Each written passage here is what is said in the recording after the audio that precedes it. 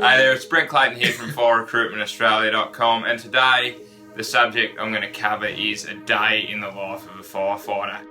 I'm lucky enough to have Aaron Fisherow here that's going to talk through the structure of his day, the incidents that he might attend or he has attended throughout his career, and share a challenging incident that he's been to. So thanks very much for your time today, Fish. No dramas, Brent. Thanks for having us. Awesome, mate. So can you just run us through sort of the structure of your day as a firefighter?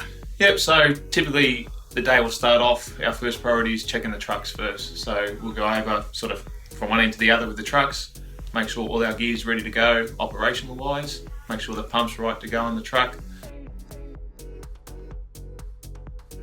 After that, we usually, different days during the week, we're assigned with some different duties.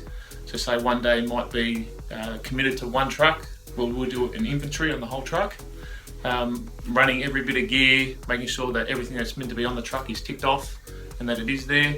Also, we also have time for personal training or development.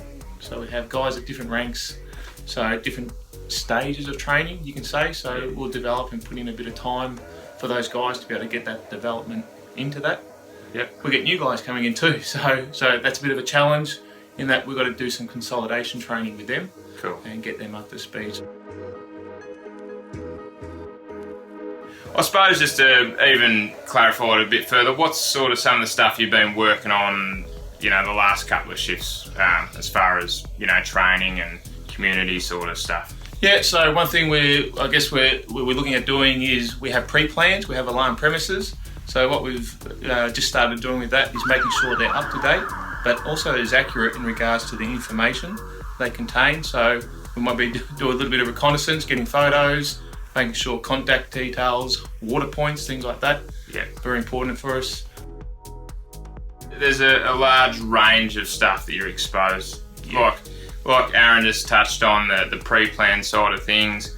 I know he's been helping one of the new guys with his driving, stuff like that. And there's also things like administration duties and cleaning and stuff that you do. Yeah, as well. there is. They might seem mundane, but that's part of station life, of getting things done throughout the day. It's probably the less glorified part, Yeah. but it does round you out as a firefighter to do those Yes, things. and that's the idea of this video today, is just to give you a more realistic idea of what a firefighter gets up to day to day, apart from going to fires, etc.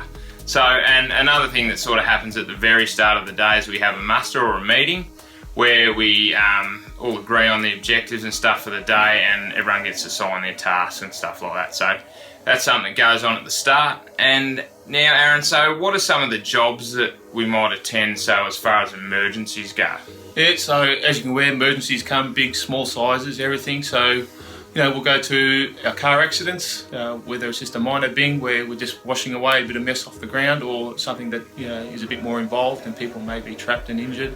We also go to medical emergencies now as well, and that's a big part of our job. We're there to assist with Ambulance Victoria in regards to obviously saving people's lives. Yeah. In that aspect. Fires, that's why we're firefighters. They can range from, again, just a small bin fire, they're actually more common than you might think, to a house fire that's fully going, and they can be exciting, but quite dynamic at the same time. Yeah.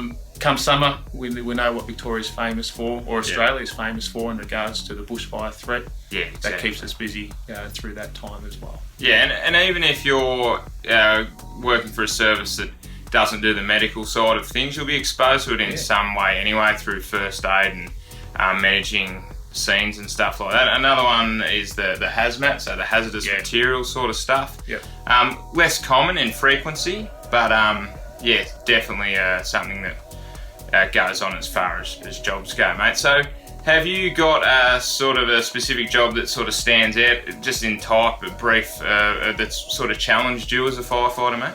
Yeah, probably early on in my career, you touched on hazmat incidents there. We had one on the freeway. We had a bulk carrier, 20,000 litres of hydrochloric acid. That tanker sprung a leak, and being a new firefighter, and it was all pretty dynamic and I guess challenging in that, obviously mitigating that incident that was taking place. And the first setup, I guess, was that little bit of challenging of knowing what to deal with and how to mitigate it. After that, it was straightforward. But I guess in regards to challenges and jobs, instead of pinpointing maybe one specific job, the biggest challenge I find as a firefighter is so much knowledge that you have to know in regards to the various incidents that we go to. Yeah. Be able to just get that training, the knowledge up here, I think that's the biggest challenge. Because it's never a straightforward sort of thing, is it, mate? Never, So never. Yeah. that's something that we can definitely agree on. So thanks very much, Aaron, for coming along and sharing that with us. And this is firerecruitmentaustralia.com. Make sure you give us a thumbs up below the video, subscribe if you don't want to miss out on any of this info, and I'll catch you next time.